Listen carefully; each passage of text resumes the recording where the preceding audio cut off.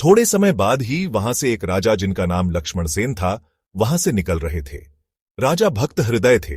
उन्होंने युगल नाम संकीर्तन सुना तो सैनिकों को आदेश दिया कि ये वाणी कहां से आ रही है, यह ढूंढ कर निकालो। सैनिकों ने देखा कि एक अंधकूप में श्री जयदेव जी संकीर्तन कर रहे हैं और गड्ढे में दिव्य प्रकाश छाया है तथा हाथ पैर कटे होने पर भी वे परम प्रसन्न हैं। तब उन्हें गड्ढे से बाहर निकालकर राजा ने हाथ पैर कटने का प्रसंग पूछा। जयदेव जी ने उत्तर दिया कि मुझे इस प्रकार का ही शरीर प्राप्त हुआ है। राजा समझ गए कि ये परम संत है, किसी की निंदा शिकायत नहीं करना चाहते। सच्चे संत को परिचय देने की आवश्यकता नहीं होती, उनका आभा मंडल ही सब बता देता है। श्री जयदेव जी के दिव्य दर्शन एवं मधुर वचनामृत को सुनकर राजा ने मन में विचारा कि मेरा बड़ा भारी सौभाग्य है कि ऐसे संत के दर्शन प्राप्त हुए। राजा उन्हें पालकी में बिठाकर घर ले आया। चिकित्सा के द्वारा कटे हुए हाथ पैरों के घाव ठीक करवाए। फिर श्री जयदेव जी से प्रार्थना कि अब आप मुझे आज्ञा दीजिए कि कौन सी सेवा करूं। श्री जयदेव जी ने कहा कि राजन, भगवान और भक्तों की सेवा कीजिए। ऐसी आज्ञा पाकर राजा साधु सेवा करने लगा।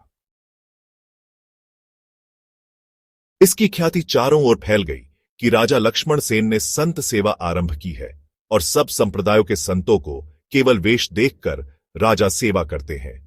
एक दिन वे ही चारों ठग सुंदर कंठी माला धारण कर राजा के यहां आए।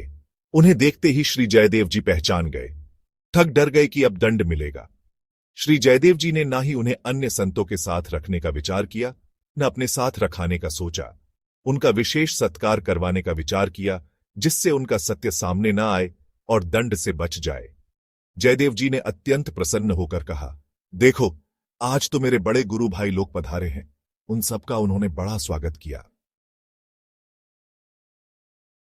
श्री जयदेव जी ने शीघ्र राजा को बुलवाकर कहा कि इनकी प्रेम से यथोचित सेवा करके संत सेवा कर फल प्राप्त कर लो। आज्ञा पाकर राजा उन्हें भीतर महल में ले गया और अनेक सेवकों को उनकी सेवा में लगा दिया। परंतु उन चारों के मन अपने पाप से व्याकुल थे। उन्हें भय था कि यह हमें पहचान गया है, राजा से कहकर मरवा देगा। वे राजा से बार बार विदा मांगते थे, पर राजा उन्हें जाने नहीं देता था।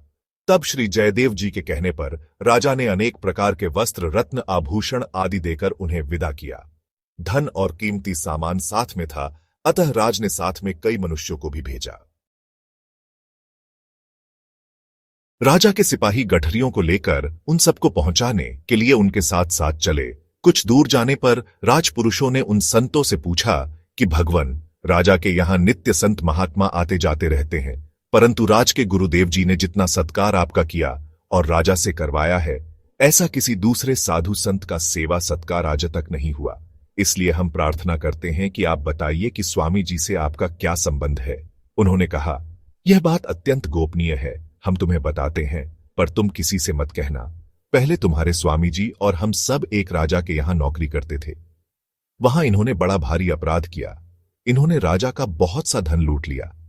राजा ने इन्हें मार डालने की आज्ञा दी, परंतु हमने अपना प्रेमी जानकर इनको मारा नहीं, केवल हाथ पैर काटकर राजा को दिखा दिया और कह दिया कि हमने मार डाला। उसी उपकार के बदले में हमारा सत्कार विशेष रूप से कराया गया है।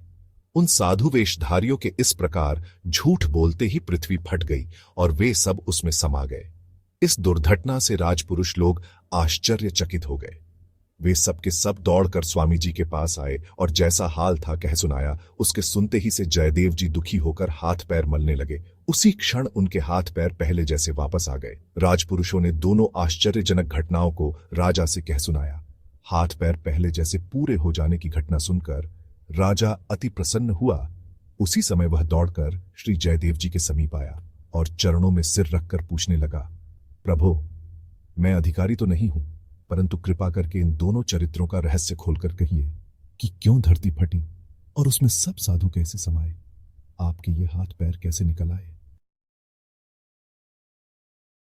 श्री जयदेव जी ने पहले बात को टालना चाहा। राजा ने स्वामी जी से जब अत्यंत हठ किया तब उन्होंने सब बात खोलकर कह दी।